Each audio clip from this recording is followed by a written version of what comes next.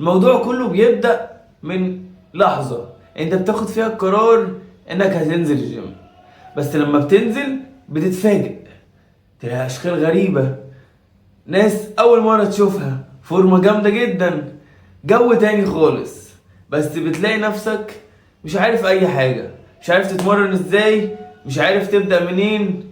فان شاء الله في الفيديو دوت هعرفك كل حاجة هتحتاجها عشان تتمرن لوحدك. الفيديو يا صديقي هينقسم لثلاث اقسام: التسخين او الورم اب، الكولد اب او الاسترتشات، والعنصر الاساسي وهو اللي انا عامل عنه الفيديو، التمرين او الورك اوت. التسخين والكتف هو بطل النهارده. الكتف بيشتغل مع كل عضلات جسمك تقريبا، بيشتغل مع البنش، بيشتغل مع الظهر، بيشتغل مع الكتف، تمرينة الكتف، وبيشتغل في تمرينة الدراعات كمان، وفي تمرينة الرجل، في السكوات. في كل دول ما تقدرش تعزله. فحرفيا الكتف لو حصل له اي اصابة هتأثر على كل تمارينك. وكمان الكتف اضعف مفصل في جسمك كله، واكتر مفصل انت بتحتاجه. فهتسخنه عن طريق انك هتلف لورا وقدام وبالراحه لحد ما تحس ان مفصلك كده بدأ شغال كده وسخن وبقى كويس معاك. وتاني نوع هو التكنيك ده، والتكنيك دوت الحقيقه تكنيك رهيب جدا، هيحافظ عليك من الاصابه بشكل رهيب. انا الحمد لله بقالي ياما بتمرن والحمد لله ولا مره اتصبت بسبب التكنيك ده، وهو انك تتمرن الشكل اللي انت داخله ب 50% من الوزن. بمعنى انت هتخش مثلا تلعب دمبل عالي، هتخش انت بتلعب بال50، فهتبدا بال20، ثم هتبدا بال30، بعد كده تطلع لل40.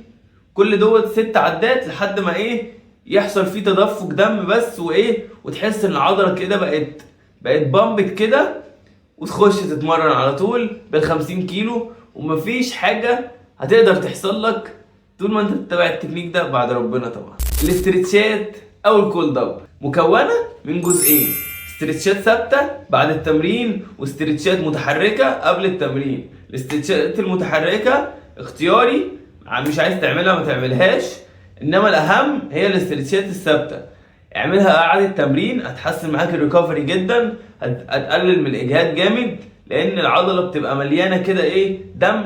فلما بتعمل لها ستريتش ثابت بيرجع الدم تاني يتوزع في الجسم كله، وحمض اللاكتيك اسيد بيرجع تاني ويقل، فده يزود معاك الريكفري جدا. وتاني كمان فايده من الاسترتشات ان مع الوقت، مع المده طويله، هتلاقي ان مفاصلك اتحسنت والمرونه عندك زادت جامد. ودي عن تجربه شخصيه، انا كنت كل يوم حرفيا بعمل استرتش قبل التمرين، لغايه ما في فتره لقيت الرينج فتح معايا جامد واستغربت. انا كنت مثلا حاجه زي استرتش الرجل كنتش بعرف المس رجلي، لقيت نفسي بلمس الارض اصلا.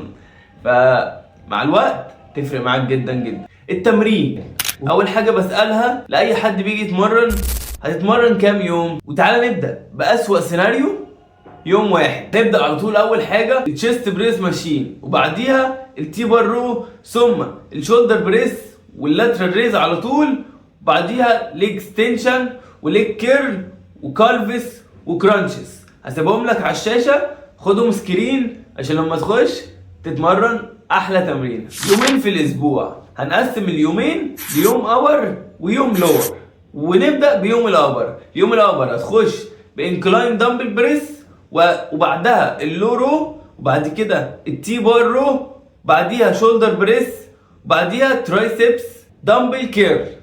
هسيبهم لك برضو على الشاشه تاخدهم سكرين. واليوم التاني اللور بادي، هنبدا بالهاك سكوات، ثم الليج ستنشن والليج كيرل، بعديها الادكشن ماشين، تمرينة الضمه الشهيره، ثم اخر حاجه السمانه. 3 ايام في الاسبوع هناخدها على طول البوش بول ليج.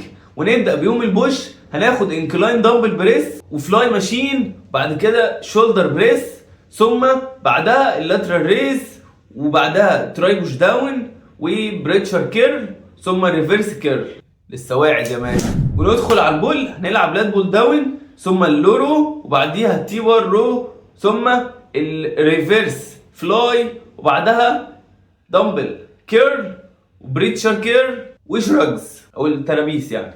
تالت يوم معانا هنبدأ بالليج اكستنشن، وبعدها الليج كيرل، وبعديها الهاك سكوات، بعدها الرومانيان ديد ليفت، بعديها الدكشن، ثم الكالفس وبطن.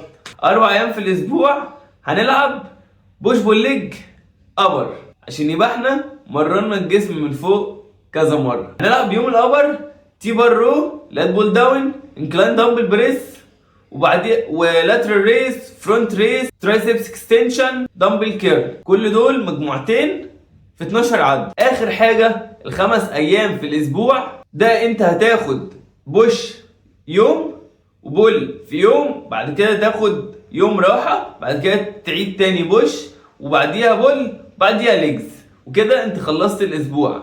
هتعيد تمرينة البوش ديت مرتين، تمرينة الرجل مرة واحدة، بس هتجيب اخرها عشان تديها حقها. الموضوع في الاول مش هيبقى سهل اكيد، بس انا قلت لك كل حاجة تحتاجها مع ظبط الاكل. اهتم باكلك ودخل نسبة بروتين عالية، هتلاقي نتيجة جبارة. هسيب لك على الشاشة دلوقتي كل التمارين اللي انا قلتها في الفيديو بالتقسيمة بتاعتها.